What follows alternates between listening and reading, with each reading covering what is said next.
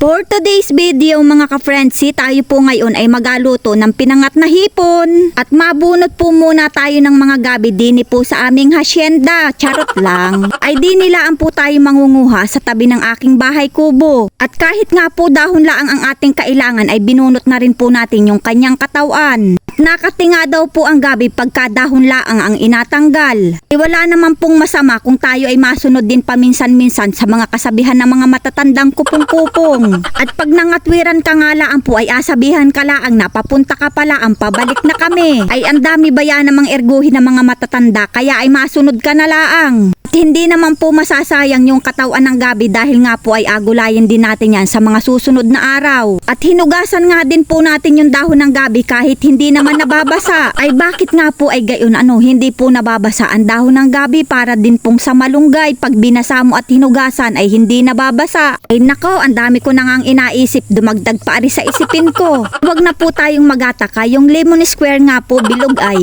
hindi ko na nga po pala mapapakita sa inyo kung paano natin tinadtad at binalatan yung ating hipon. At sa kasamaan palad nga po ay napasama siya sa ating mga binura. Ay yanong hinayang ko po ba yan naman at yanong gaganda pa naman ng mga hipon na yun at yanong sa sariwa. At nung binili pa nga po natin yung sa bayan ay pinalagyan ko pa po ng tubig sa plastic at saka po ay maraming yelo. Para kako pag ating binidyohan ay napakaganda ng ating hipon. Ay naku po ay nabura naman. At yaan na nga po yung ating tinadtad na hipon. At ilagay na nga rin po natin yung ating bawang at sibuyas, paminta at saka po ay asin. At syempre, hindi mawawala ang ating oyster sauce. Kaya naman oyster sauce, bigyan naman dyan. At halu-haluin na natin yan mga ka-friendsi nang kumalat na ang kanyang lasa. Pagkatapos nga po nating halu-haluin yan ay ibalot na po natin yan sa dahon ng gabi. Bali 3 piraso ng dahon nga po pala yung ating ginawang pambalot dyan. Para po ay hindi agad siya nabubutas. At lagyan po natin yan ng 2 pirasong kutsarang gata ng niyog para po ay mas lalong malinamnam. At ibalot na nga po natin yan mga ka-friendsi. At parang nagabalot nga laan po tayo ng regalo. At ingatan nga laan po natin na hindi mabutas yung dahon ng gabi. At pagkatapos nga po nating maitupian sa magkabilang gilid ay itali na po natin yan at baka po ay makawala pa. Bali nga po ang ginamit nating pangtali dyan ay dahon ng tanlad. Pero pwede rin naman po kayong gumamit ng dahon ng buli kung saan po kayo komportable. Ay ang sabi nga po kung saan ka masaya, doon ka.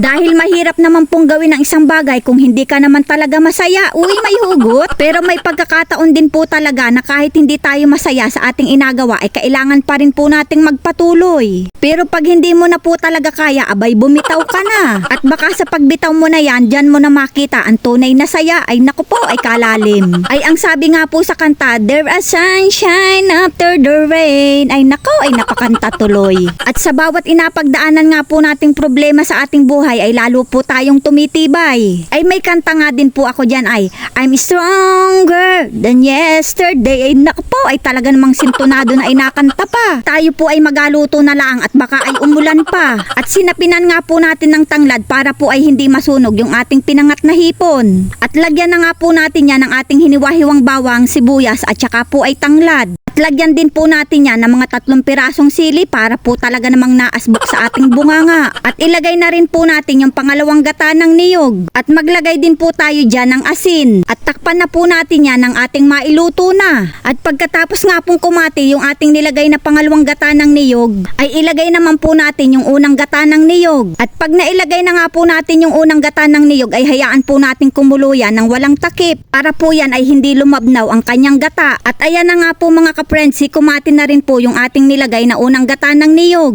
At ganyan po talaga ang magandang luto yung nagatutong na yung pinangat. At atin na nga po yung ahunin dahil nga po ay nagatutong ang ating pinangat ay napakabango nga po ng amoy. O 20-20, 20-20 lang isang tali. O practice lang. Dahil nga po pinangat na hipon ng ating ulam ay mas masarap kumain sa dahon ng saging. Tapos ang maganda din po doon ay wala din tayong ahugasang pinggan. Kaya ano pang inaintay, sakmali na natin yan. Ay makasyang tunay naman po talaga na pag ganari ang iyong ulam ay talaga naman pong mapapalaki ang iyong kain. Ay nako po, ay busog na naman ang anak ng inay mga ka-friendsi. Thank you for watching.